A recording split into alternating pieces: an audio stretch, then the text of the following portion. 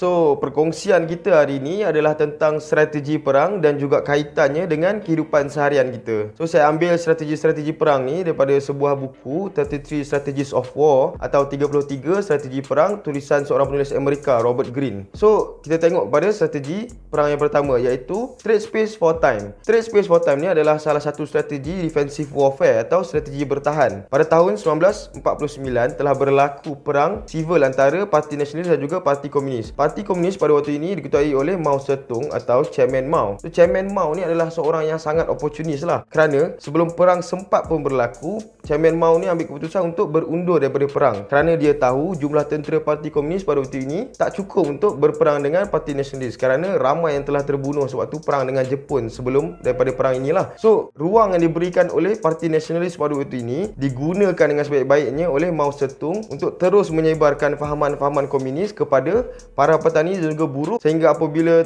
berlaku perang antara Parti Nasionalis dan juga Parti Komunis, beza jumlah tentera antara kedua-dua parti ini adalah sehingga 1 juta orang. So, hari ini kita kalau nak buat sesuatu, kita jarang sekali kita bertanya pada diri kita apa sebenarnya kita mampu untuk buat terlebih dahulu. Sebagai contoh, katalah kalau kita nak buka sebuah perniagaan, tapi kita tahu yang kita tak cukup dari segi modal, atau mungkin kita tak cukup dari segi ilmu pengetahuan, atau mungkin kita punya networking tak cukup besar. So, apa yang kita mampu buat terlebih dahulu adalah mungkin kita bekerja terlebih dahulu. Dengan bekerja, kita boleh belajar ilmu pengetahuan, atau kita cukupkan modal, atau kita besarkan networking kita terlebih dahulu. Barulah kita fikir tentang untuk membuka sebuah perniagaan. So, strategi perang yang kedua adalah defeat them in detail atau divide et impera. So, divide et impera ni adalah bahasa Latin, dalam bahasa Melayu kita panggil sebagai pecah dan perintah lah. So, dalam strategi ni, penulis ambil contoh pada tahun 490 sebelum Masihi, askar Parsi dia ambil keputusan untuk serang Athens, untuk tawan Athens. So, apa yang dilakukan oleh Jeneral Parsi pada waktu ini adalah memecahkan atau membahagikan tentera Parsi kepada dua kumpulan. Kumpulan pertama dia arahkan untuk serang Marathon. Marathon ni adalah salah satu kawasan jajahan Athens juga, berhampiran Athens. So, apabila diserang Marathon ni, ramai askar-askar Athens yang turun ke Marathon untuk selamatkan Marathon daripada dijajah. Tapi apa yang tak disedari oleh General Athens pada waktu ini adalah ada satu kumpulan tentera Parsi yang besar sudah bersedia berhampiran dengan Athens untuk menyerang Athens pada waktu itu. So, apabila berlaku serangan kepada kedua-dua tempat ni, kucak-kacir jadi askar Athens untuk mempertahankan sama ada Marathon atau Athens tu tadi. So, ini sebenarnya ada satu origin lah kepada istilah Marathon yang kita guna sampai hari ini. So, sama juga dengan kehidupan kita hari ini. Kalau kita encounter a big problem,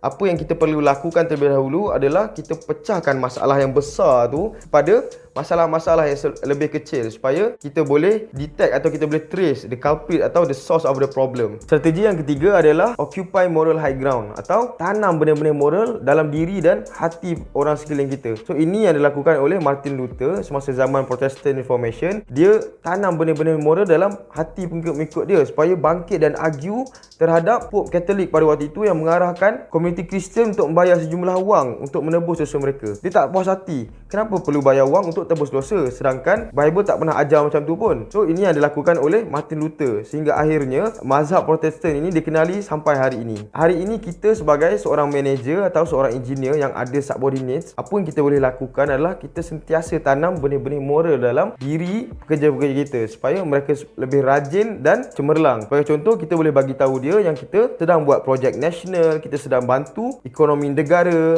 So, ini yang akan membuatkan mereka terus cemerlang. Sama juga kalau kita sebagai seorang ayah, kita boleh sentiasa reasoning dan encourage anak-anak kita. Bagi tahu dia kenapa dia perlu jadi anak yang baik, kenapa dia perlu mendengar kata ibu dan ayah, kenapa dia perlu hormat pada guru-guru. So, ini adalah sangat penting dilakukan oleh kita sebagai ayah untuk memastikan anak kita jadi anak yang berjiwa besar. Sekian, terima kasih. Assalamualaikum.